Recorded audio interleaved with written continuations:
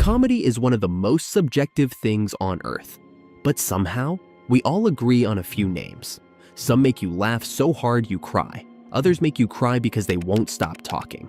Let's dive into the 5 most loved and 5 most hated comedians in modern memory, and why their reputations are the way they are.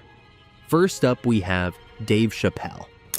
I was at home when my son busted and he said, Dad, I need $250. He's only 12 years old, so I freaked out. Kevin Hart's coming to town and I wanted to see his show. I said, well, how much are the tickets? He said, they're $125. I said, God damn, mine are only $80. Dave Chappelle isn't just a stand-up, he's a movement. Every time he touches a mic, it's a TED Talk wrapped in a punchline. From Chappelle's Show to his Netflix specials, his timing, delivery, and ability to dissect cultural chaos is unmatched. He'll make you laugh while simultaneously forcing you to think. It's brutal honesty with a soft laugh track. People don't just like Chappelle, they respect him. On the flip side is Amy Schumer. You never sent somebody a picture of your boobs or anything? No, God, no. What about your butthole? You know, I don't think I've ever even seen my butthole. You've never seen your butthole? No. Can I just tell you something? Don't look. Amy Schumer had a rocket rise, and then it stalled in midair. From I'm fat and sexual jokes to men are dumb on repeat, the material felt stuck. Audiences felt like they were watching the same special with different lighting. It's not the honesty that bothers people, it's the lack of evolution. Even her fans started checking out, fast. Someone who is eternally loved, though, is Kevin Hart. But it was a racist dolphin. I'm gonna tell you how I know it was a racist dolphin. Cause like, you know how dolphins be like, well, when I got out the water, I looked at him and he looked at me, he's like, nigga. And I said, what did you just, what? Kevin Hart doesn't do comedy. He sprints through it. His energy, speed, and wild storytelling make him a human firecracker. From stand-up stages to Hollywood blockbusters, he brings charm, vulnerability, and hustle. He made short jokes cool again, and has a global audience rooting for him. Say what you want, but Kevin earns every laugh. Unfortunately, charisma can go sour after some time, just like with our next comedian, Dane Cook. Everybody is a little bit racist. Yeah, no. Everybody's a little bit racist when you're hungry. You may not even know this about yourself, but when you get a little bit hungry, you get a little bit racist. It's always frustrating when the line is not moving. You don't know what's going on up there, so you kind of do that thing where you're like...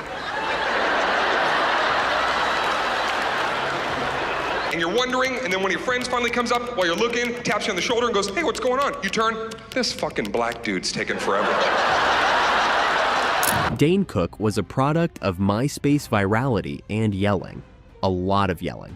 Crowds once chanted his name. Now they barely remember it. Critics called his sets all energy, no substance. Eventually, audiences wanted more than jumpy frat boy stories. They wanted meaning, or at least variety. And Dane didn't deliver.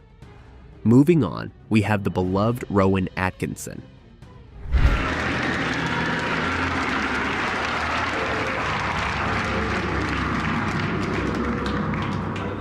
Hello. It's nice to see you all here. Now, as the more perceptive of you probably realized by now, this is hell. And I am the devil. Good evening. But you can call me Toby, if you like. We try to keep things informal here, as well as infernal. Rowan Atkinson built an empire on not talking. From Mr. Bean's physical brilliance to Blackadder's razor wit, he's a master of control, timing, and facial storytelling. He's the guy who made generations laugh without understanding a word. That's global comedy royalty right there, and even when he did a few of his shots on stage, they went far and wide, being loved by millions. Next up on the bad side is James Corden. The world got to see James Corden as a fat pussy. He was also in the movie Cats, but no one saw that. When the presenters are up here and when the recipients are receiving their awards, Don't stand at the back of the stage with your hands in your pockets, looking around as though you wished you were anywhere but here. Oh, you couldn't be more wrong, sir. You couldn't be more wrong. Oh, genuinely. And if it looked like that, I'm so sorry. But when you come up and present an award, just get on with it. There we go. James Corden sang in cars. He giggled on couches. Then, he overstayed his welcome. Audiences grew tired of the fake laugh, the overly polished charm, and the rumor mill of diva behavior off-screen didn't help.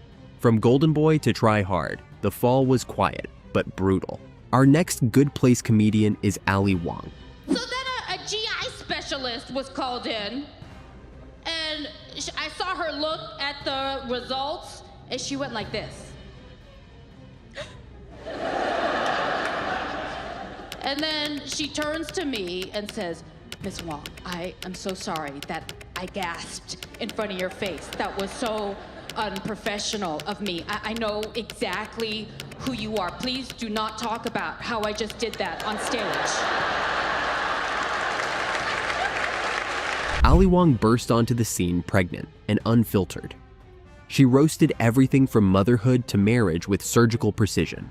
Her delivery is calm, but her material cuts deep. Women see themselves in her.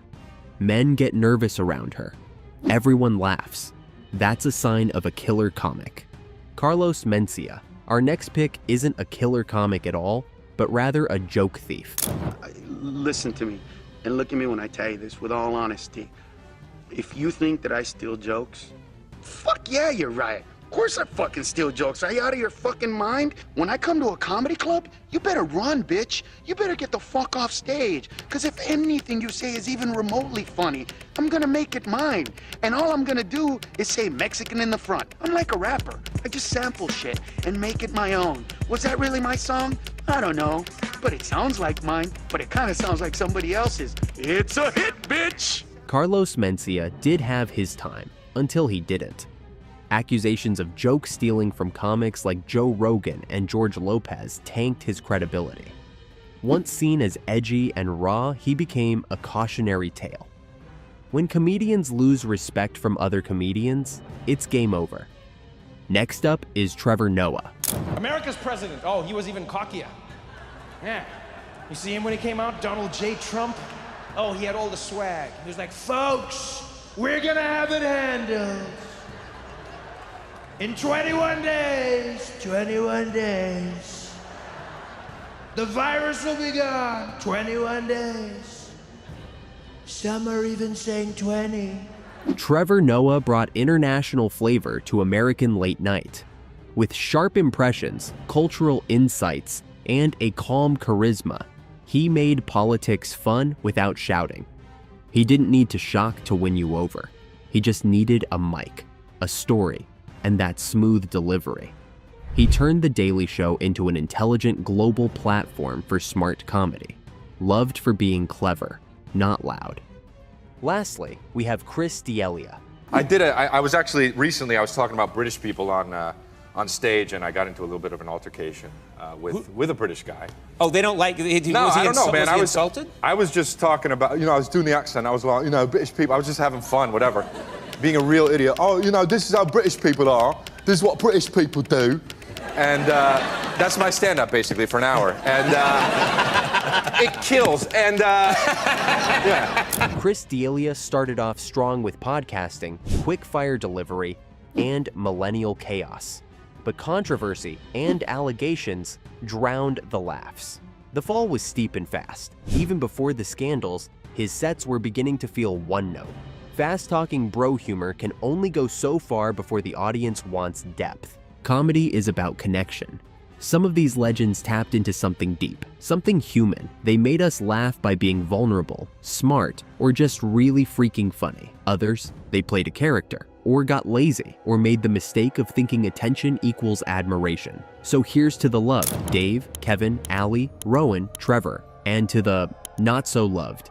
Some fell, some might bounce back, and some just need to stop talking altogether. Hit the like button if your favorite made the list, or if your least favorite finally got called out. And don't forget to subscribe. We roast with love over here.